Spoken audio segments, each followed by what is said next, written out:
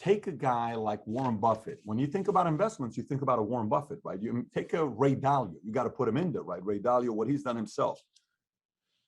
You know, Buffett is talking about silver. Hey, he put his money in silver. And right now, I think he's sitting on $200 billion of cash is what he's sitting on. Imagine if that $200 billion would have been in portion, crypto, 800%. You're talking about $1.6 trillion is what Berkshire Hathaway would have had. It would have been the largest company in the world, even bigger than Amazon and the other, if they just would have put their cash in there.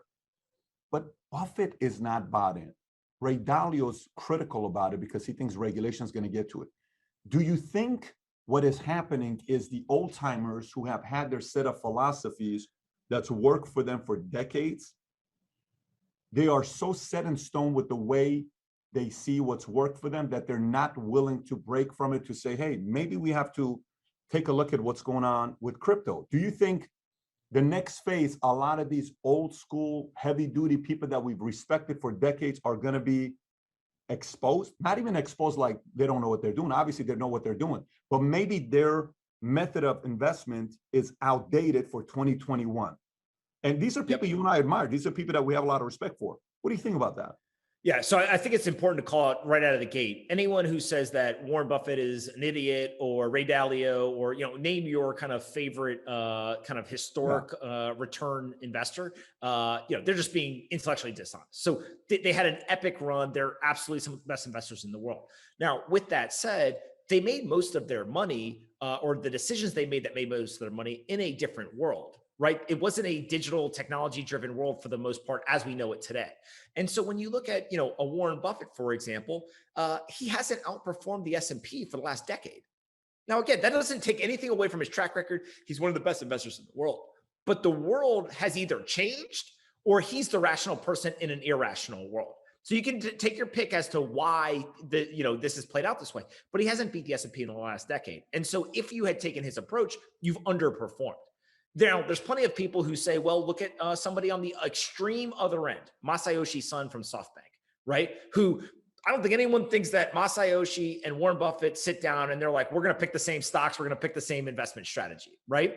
But Masayoshi, everyone thought he was crazy. And now all of a sudden it looks like SoftBank's Vision Fund's going to do pretty dang well. And so I think when you start to really unpack some of this, you've got to look at, okay, what is the environment that we're in, this technology-enabled kind of digital world? What are the investments? And what I think that we're starting to unpack here is there's a lot of hero worship that happens in the financial markets, right? It's because you did something 10 years ago or 20 years ago, of course you're going to be smart here. Sometimes that is true, but I think that's a very dangerous precedent to kind of fall under. And so what I like to do is just simply look at and say, okay, what are you trying to accomplish? For a young guy like me, it's asymmetry, right? And so that asymmetry ends up being really important because you can risk less capital and there's a higher payoff, more risk, but higher payoff. And so if that's what you're looking for, it's actually the exact opposite thing of what Warren Buffett is trying to accomplish, right? Warren Buffett understands he's got $200 billion in cash. He's got this big machine. He wants to protect his wealth. He wants to continue to compound it. And if you can compound, hundreds of billions of dollars at 8-10% a year, you're going to do just fine. Bitcoin has compounded at 200% compound annual growth rate for a decade. So simply just holding Bitcoin, right, would have drastically outperformed Warren Buffett. Now, that doesn't mean that either one of those people are right or wrong. It's just they're optimizing for something different.